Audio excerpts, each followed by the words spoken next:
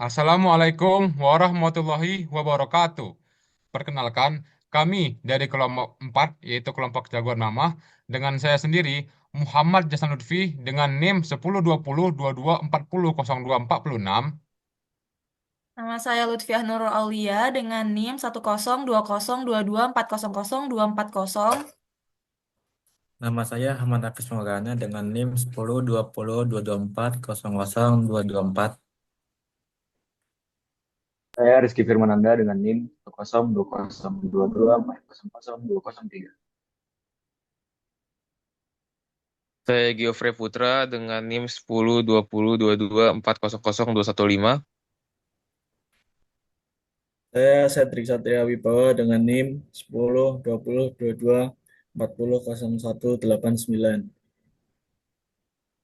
Oke, baik. Jadi, pada video ini, kami akan mempresentasikan tentang tugas week kelima, yaitu Define.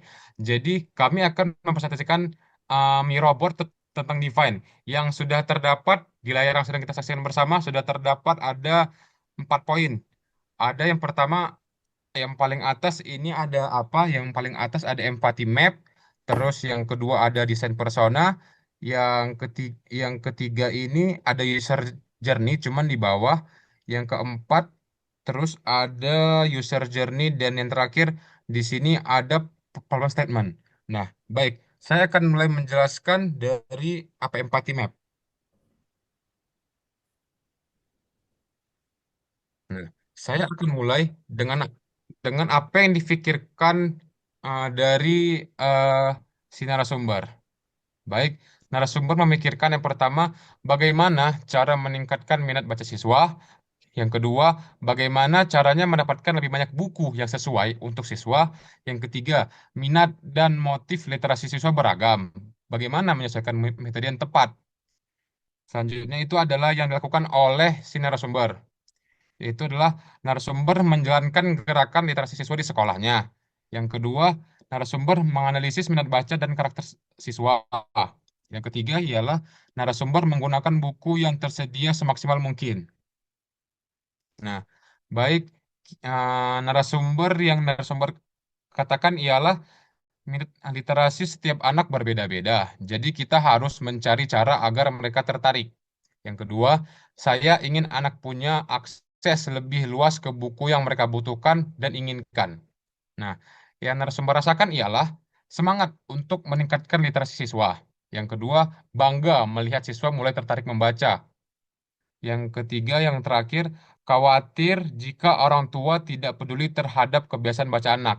Nah, jadi dalam empathy map ini juga terdapat pain dan gain. Saya akan mulai dengan pain. Jadi painnya ialah keterbatasan jumlah dan jenis buku yang tersedia di sekolah. Yang kedua, kurangnya dukungan orang tua dalam membiasakan anak membaca.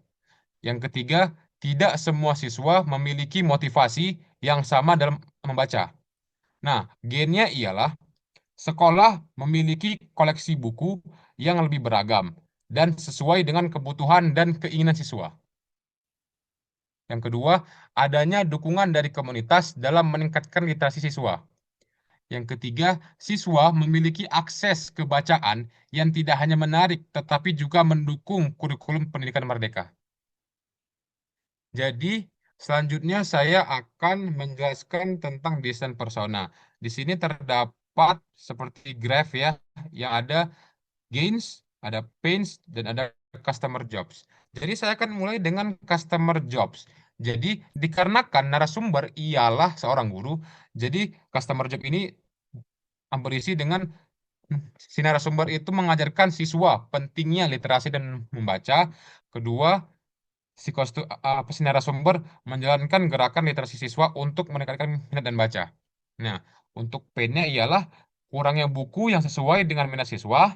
Yang kedua, tidak semua siswa memiliki minat baca yang sama. Yang ketiga ya, dukungan orang tua terhadap kebiasaan membaca masih rendah. Nah, ini ada gains, yaitu gainsnya ialah siswa memiliki akses ke buku yang tidak hanya menarik tetapi juga mendukung perkembangan akademik mereka. Yang kedua, siswa lebih antusias dalam membaca karena tersedia lebih banyak buku. Nah, Jadi saya akan mulai lanjut untuk membahas tentang user persona. Nah, yang sedang kita saksikan ini di tabel persona ialah wajah dan short bio dari si narasumber, yaitu ialah narasumber bernama Nur Aisyah, merupakan seorang guru kelas 5 di SDN 2 Bojangan Soang, dan juga merupakan seorang penggerak literasi. Nah, jadi senarionya ialah menghadapi tantangan dalam meningkatkan literasi siswa dengan keterbatasan buku dan dukungan dari lingkungan sekitar. Nah, untuk tujuan dari sinar sumber ialah meningkatkan minat baca siswa melalui akses buku yang lebih luas. Yang kedua, mengintegrasikan teknologi dalam mendukung literasi siswa. Nah, lanjut dengan pain points. Yang pertama ialah keterbatasan jumlah dan jenis buku di sekolah. Yang kedua, kurangnya keterlibatan orang tua dalam membiasakan anak membaca. Oke, lanjut. Ini dari kami melakukan survei pribadi ya, survei terhadap si personality dan interest, skills, dan text savviness dari si narasumber. Nah, jadi kita lanjut ke yang personality. Yang pertama ialah narasumber peduli dan berdedikasi tinggi terhadap pendidikan anak-anak. Yang kedua, proaktif dalam mencari solusi untuk meningkatkan literasi. Yang ketiga, sabar dan tekun dalam membimbing siswa. Nah, untuk apa interestnya ialah literasi anak dan pendidikan dasar. Yang kedua, mencari metode inovatif dalam mengajarkan membaca. Yang ketiga, berkolaborasi dengan komunitas literasi. Nah, untuk skillnya ialah yang pertama, mengajar dan membimbing siswa dalam membaca. Yang kedua ialah mengelola program literasi sekolah. Nah, untuk teks savviness dari narasumber ialah narasumber terbiasa menggunakan media sosial untuk mencari informasi dan berbagai pengalaman. Baik, saya akan lanjut ke problem statement. Jadi, in order to meningkatkan minat baca siswa, our product will be solve masalah keterbatasan buku dan akses literasi. Problem of kurangnya sumber daya buku dan dukungan literasi by giving them platform donasi buku yang bisa diakses oleh siapapun. We will know if our product works when we see siswa lebih aktif membaca dan memiliki akses ke buku yang sesuai dengan kebutuhan mereka. Baik, selanjutnya akan pembacaan Customer Journey Map yang akan dibacakan oleh teman saya. Oke, bisa agak di zoom lagi, Lan? Boleh? Dah? Lagi. Lagi.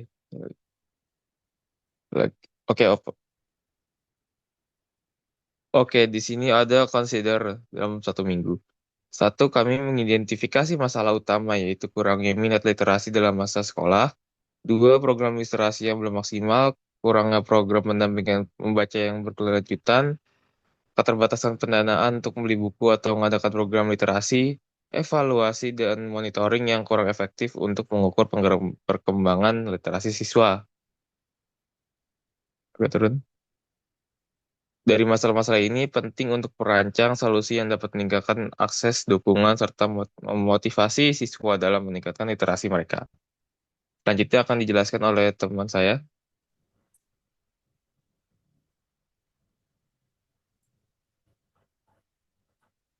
Siapa?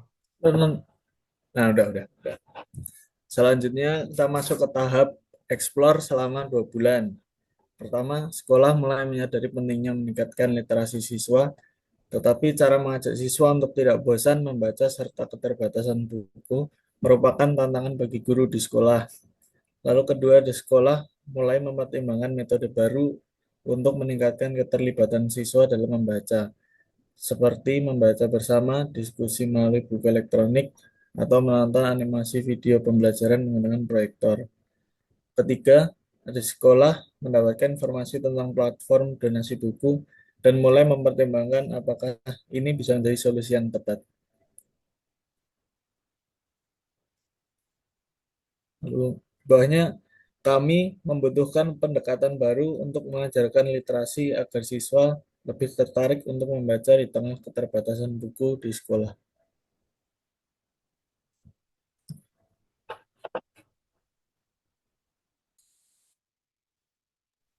Selanjutnya saya akan menjelaskan tentang konpe dalam 1 bulan. Yang pertama, sekolah mulai menyadari bahwa keterbatasan buku dan kurangnya dukungan dari lingkungan sekitar menjadi tantangan dalam meningkatkan literasi siswa. Diperlukan solusi cepat untuk memastikan siswa tetap memiliki akses terhadap bahan bacaan. Dua, sekolah mulai menerapkan langkah awal dengan memanfaatkan sumber daya yang tersedia seperti buku digital gratis, sesi membaca bersama, dan pemanfaatan video edukatif dalam pembelajaran. Ketiga, sekolah mulai mencari informasi tentang program donasi buku, kolaborasi dengan komunitas literasi, serta keterlibatan orang tua dalam membangun kebiasaan membaca siswa di rumah sebagai solusi jangka pendek. Kami harus menemukan cara inovatif agar siswa tetap semangat membaca meskipun buku yang tersedia di sekolah masih terbatas. Selanjutnya, saya akan membacakan tes yang dilaksanakan selama 2 minggu. Yang pertama, sekolah mulai menerima notifikasi tentang status donasi yang akan dikirim. Yang kedua, mengonfirmasi apakah jenis dan jumlah buku yang akan diterima sesuai dengan kebutuhan mereka. Ketiga, berinteraksi dengan platform untuk melihat kemudahan penggunaan, misalnya, apakah mudah untuk mengecek status donasi atau menghubungi pihak donatur. Yang keempat, memberikan umpan balik awal mengenai proses donasi sebelum buku diterima. Dengan pesan, semoga pengiriman bukunya tepat waktu, anak-anak sudah menunggu.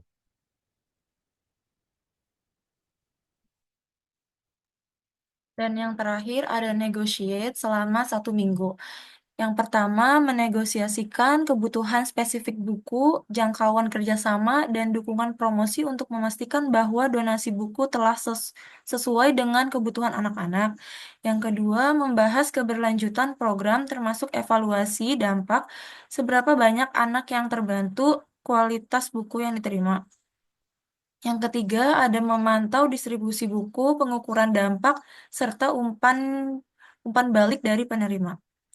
Sekarang kami sudah Sekarang kami punya banyak bahan bacaan untuk belajar. Akhirnya sekolah kami tidak kekurangan buku lagi. Oke, baik. Sekian dari presentasi kelompok 4 terkait tugas week 5 yaitu define di Miroboard. Jika ada salah kata atau pengucapan kami minta maaf.